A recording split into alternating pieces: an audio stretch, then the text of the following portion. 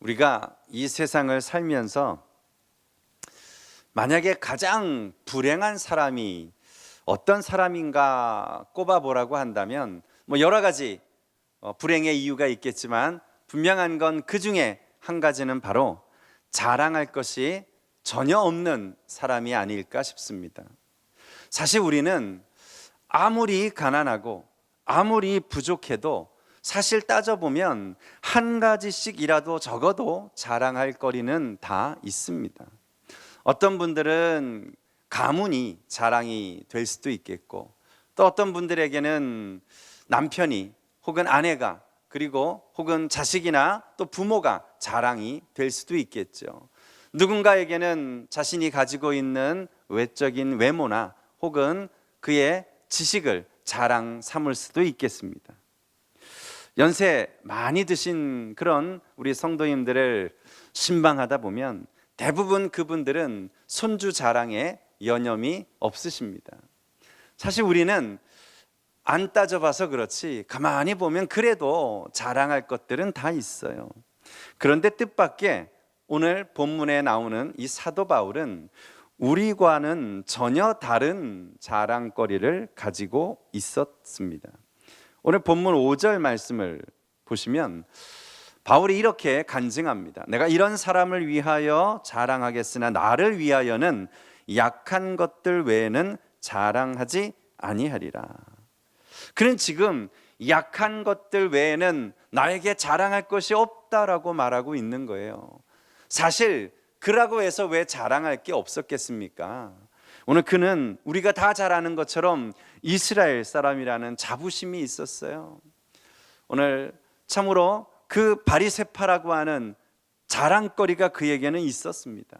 학문적으로만 봐도 당대 최고의 스승에게서 배웠다고 하는 자랑 뿐만이 아니라 당시 아무나 소유할 수 없었던 로마 시민권까지 가지고 있었던 정말 대단한 사람이었습니다.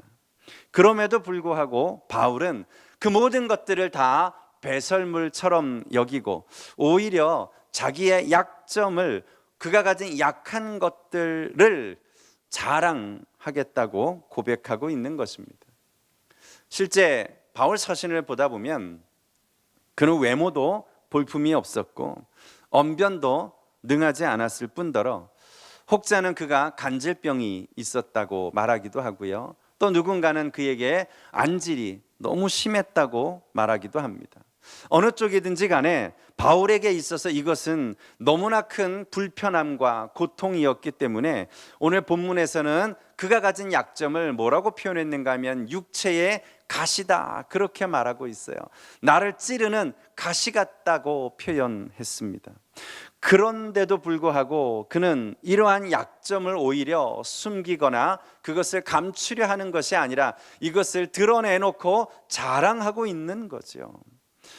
그렇다면 이제 바울이 왜 이러한 약점들을, 그가 가진 약한 부분들을 도리어 자랑할 수 있게 되었는지, 그 이유가 무엇인지를 오늘 함께 말씀을 통해 살펴보면서 이제 정말 우리도 이제 시리즈를 통하여서 얼마든지 우리의 약점을 뛰어넘어 하나님이 쓰시는 귀한 새로운 인생이 될 수 있음을 다시 한번 깨닫는 시간이 되시기를 먼저 주님의 이름으로 축원합니다.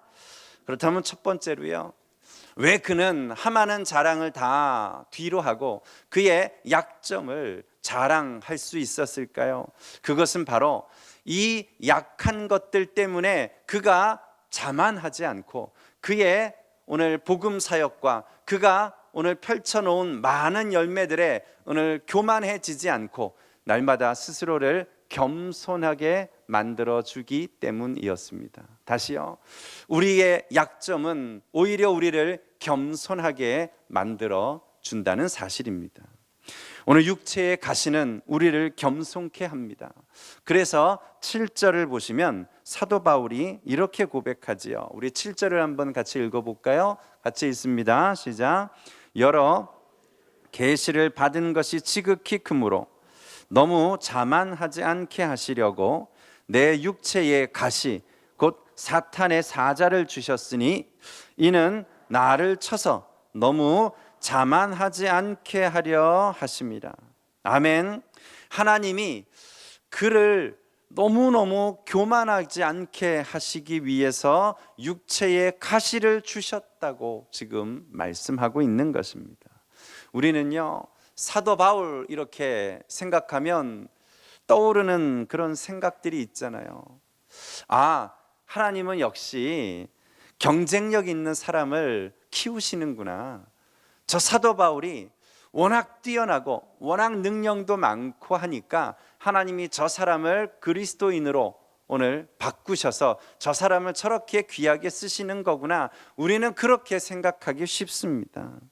사실 실제 그의 스펙만 놓고 보더라도 어디 내놔도 부족한 것이 전혀 손색 없는 그런 사람이지요. 그러나 그에게는 육체적인 약점들이 많이 있었습니다. 그에게는 오늘 남다른 연약함들이 있었습니다.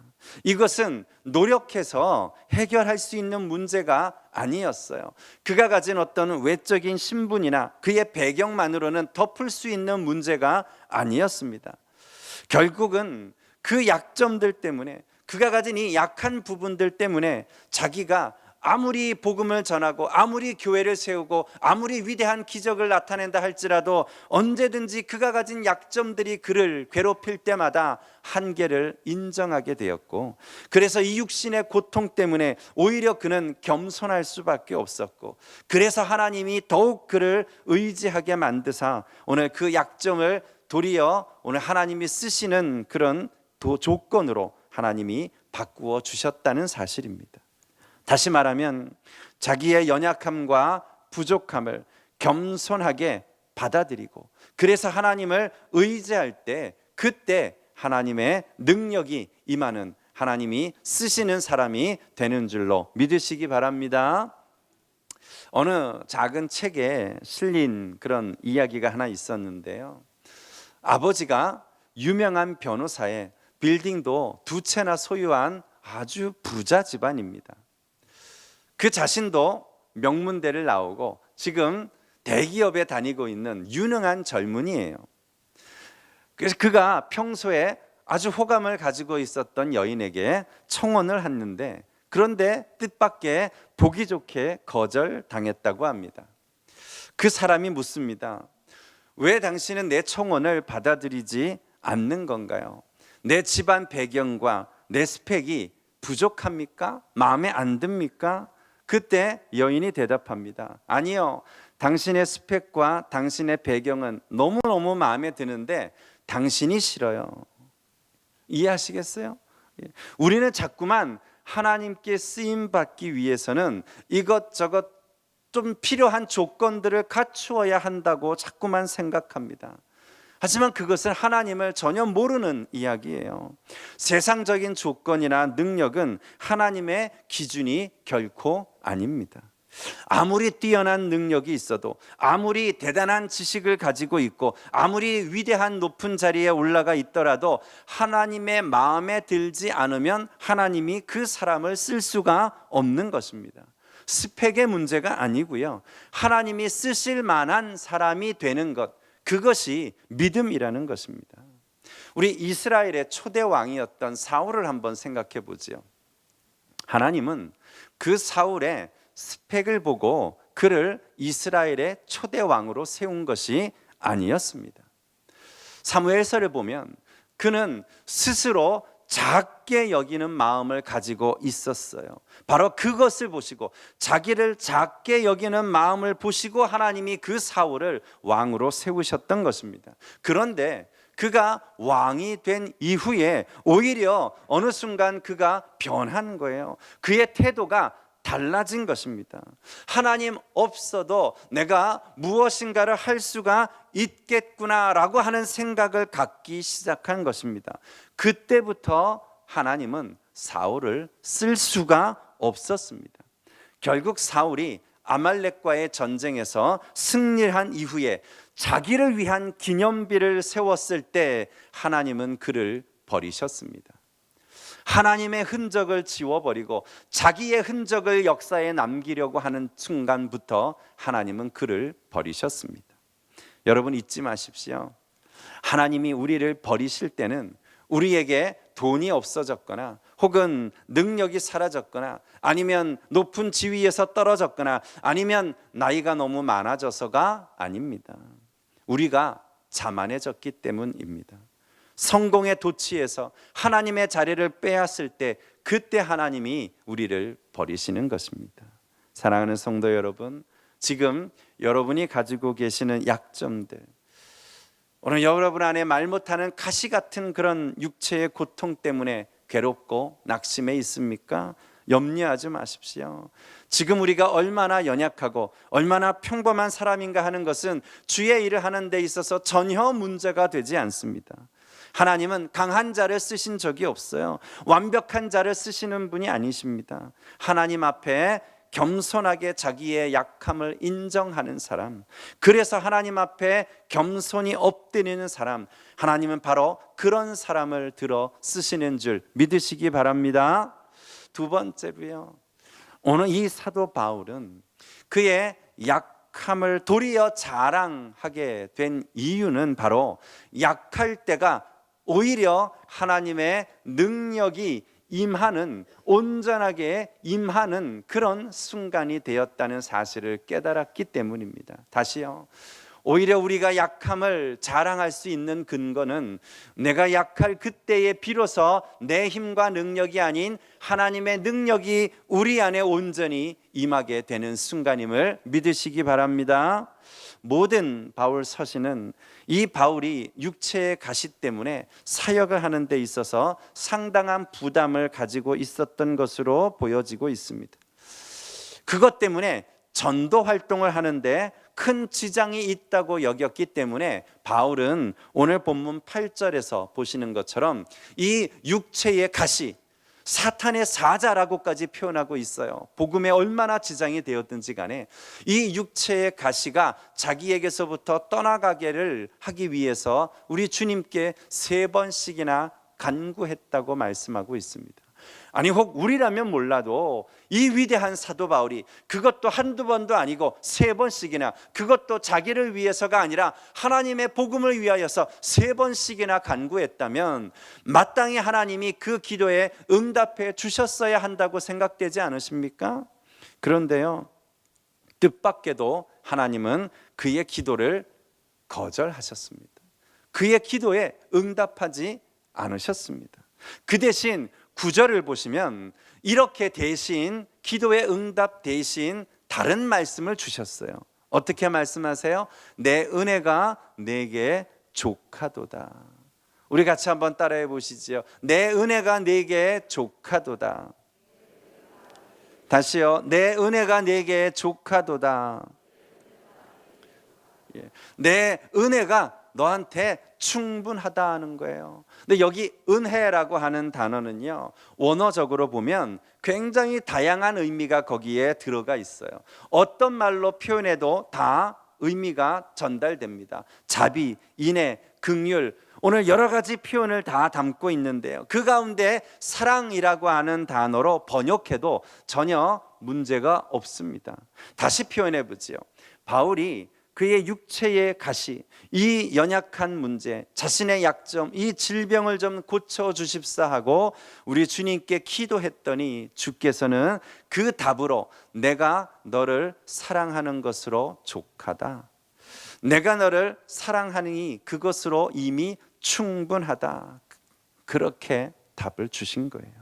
여러분, 정말이지요, 성경에서 이것보다 더 감격스러운 말이 어디 있겠습니까?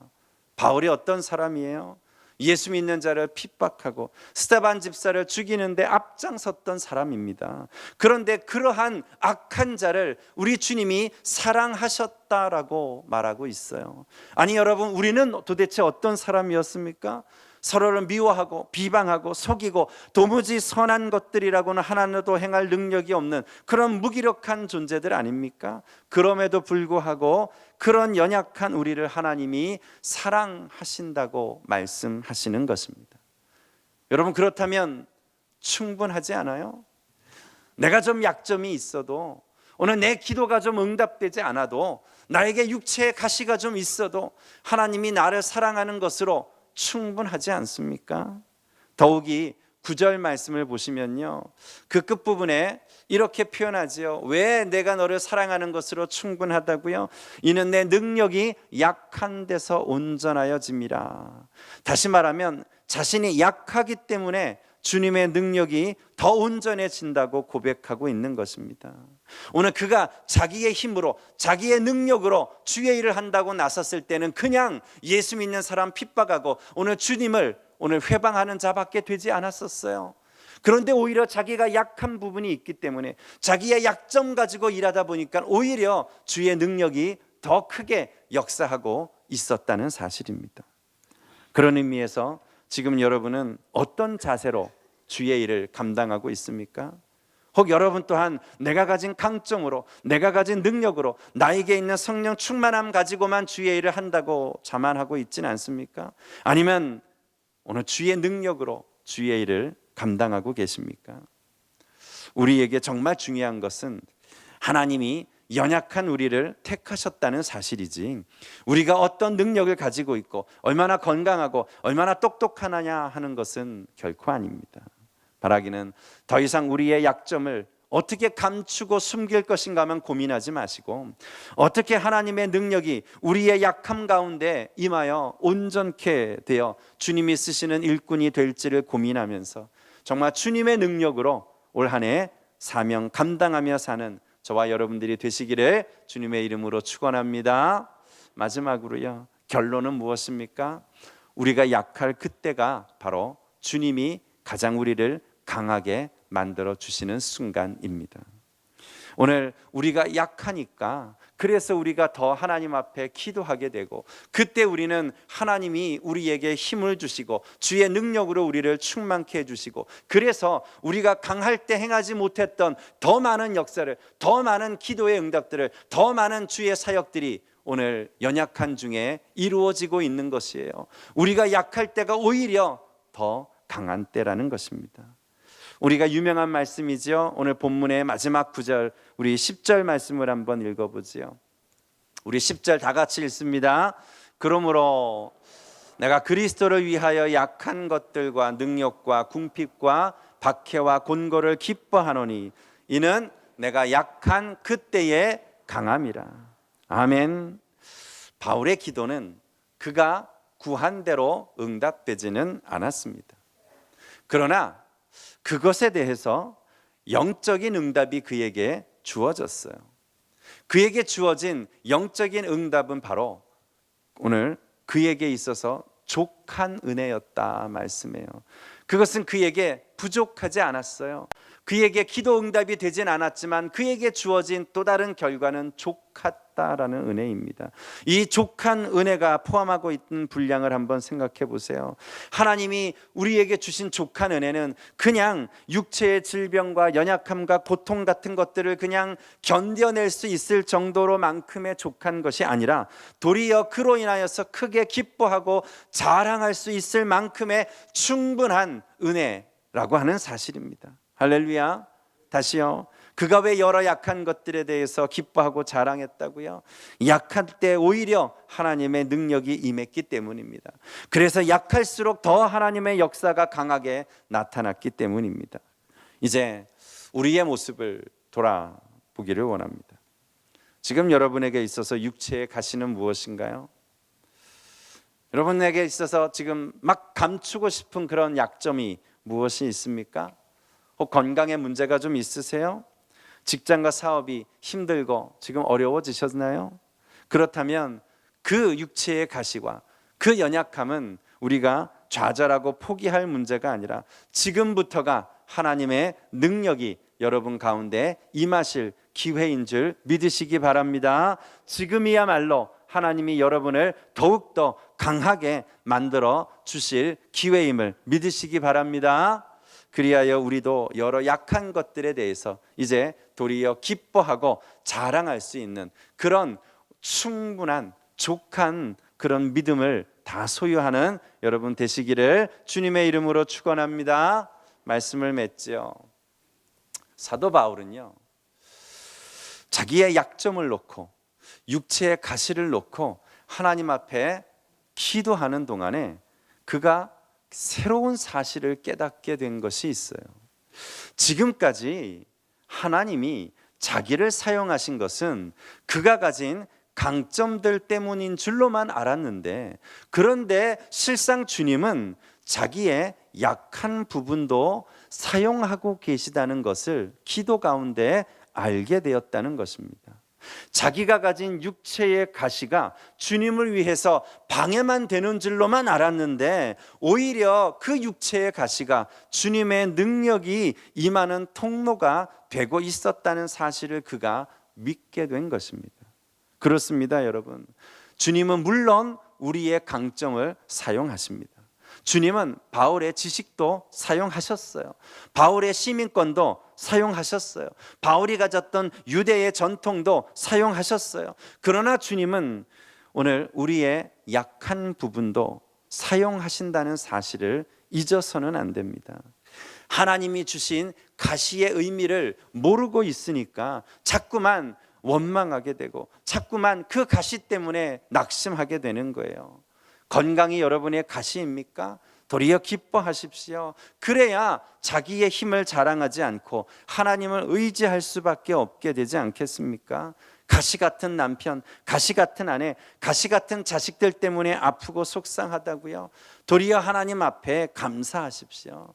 그것 때문에 여러분이 깨어지게 됐고, 그것 때문에 오히려 하나님이 약한 중에 강하게 하시는 능력을 체험하게 될 줄로 믿으시기 바랍니다. 정말이지요.